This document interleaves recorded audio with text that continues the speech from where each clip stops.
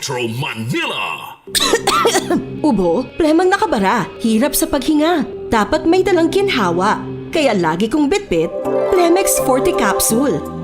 Ang Plemex Forte Capsule ay gawa sa halamang lagundi. Ginhawa sa ubo at hika. Magaan dalhin, madaling inumin. Plemex Forte Capsule.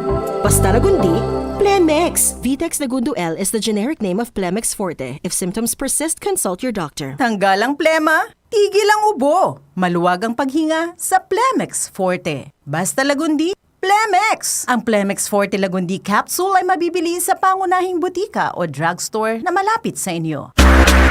Charm Fab Gold, bakit makabloom sa charm? Walang amoy kulong, kahit sampay sa laon.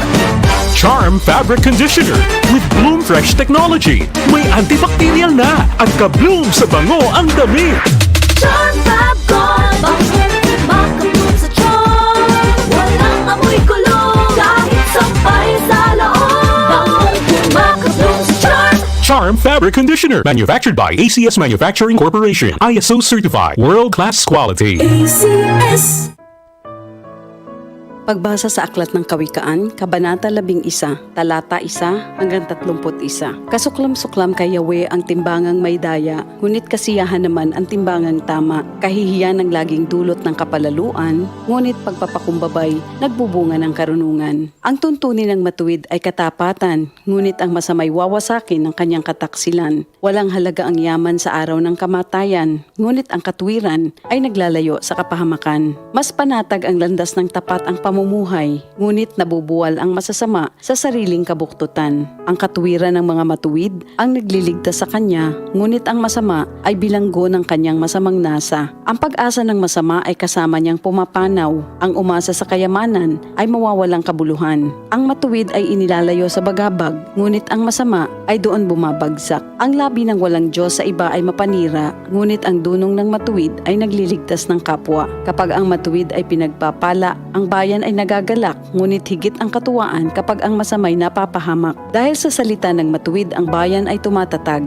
ngunit sa kasinungalingan ng masama, ang lungsod ay nawawasak. Ang kapos sa kaalaman ay humahamak sa kapwa, ngunit laging tahimik ang taong may unawa. Walang maitatago sa bibig ng madaldal, ngunit ang tunay na kaibigan, iyong mapagkakatiwalaan. Sa kakulangan ng tuntunin ng bansa ay bumabagsak, ngunit sa payo ng nakararami, tagumpay ay tiyak. Ang nananagot para sa iba, sa gusot ay nasasadlak, ngunit ang ayaw gumarantiya ay malayo sa bagabag. Ang babaeng mahinhin ay nag-aani ng karangalan, ngunit ang walang dangal, tambakan ng kahihiyan. Lagi sa kahirapan ang taong tamad, ngunit masagana ang buhay ng isang masipag. Ang taong mabait ay nag-iimpok ng kabutihan, ngunit winawasak ng marahas ang sarili niyang buhay. Ano man ang anihin ng masama ay walang kabuluhan, ngunit ang gawang mabuti ay may pagpapalang taglay. Ang taong nasa matuwid ay makasusumpong ng buhay, ngunit ang landas ng masama ay patungo sa kamatayan. Ang kaisipang masama kay Yahweh ay kasuklam-suklam, ngunit ang lakad ng matuwid kay Yahweh ay kasiyahan. Ang taong masamay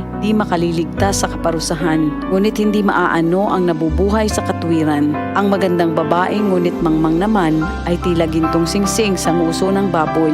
Anumang nais ng matuwid ay nagbubunga ng kabutihan, ngunit ang mahihintay lang ng masama ay kaparusahan. Ang taong mapagbigay ay lalong yumayaman, ngunit naghihirap ang tikom ng mga kamay. Ang taong matulungin sasagana ang pamumuhay, at ang marunong tumulong ay tiyak na tutulungan. Sinusumpa pa ng lahat ang nagkakait ng butil, ngunit pinupuri ang nagbibigay ng pagkain. Kung mabuti ang hangarin, ikaw ay igagalang. Kapag humanap ng gulo, iyon ay masusumpungan. Malalantang tila dahon ang nagtitiwala sa kanyang yaman, ngunit ang matuwid ay giginhawa tulad ng sariwang halaman. Ang nagpupunla ng gulo sa sariling sambahayan, mag-aani ng problema, gugulo ang pamumuhay. Ang taong mangmang at walang nalalaman ay alipin ng matalino habang siya'y nabubuhay. Buhay ang dulot ng matuwid na pamumuhay, at kamatayan naman ang hatid ng karahasan. Ang matuwid ay ginagantimpalaan dito sa lupa, ngunit paparusahan naman ang mga makasalanan at masasama. Ito ang salita ng Diyos.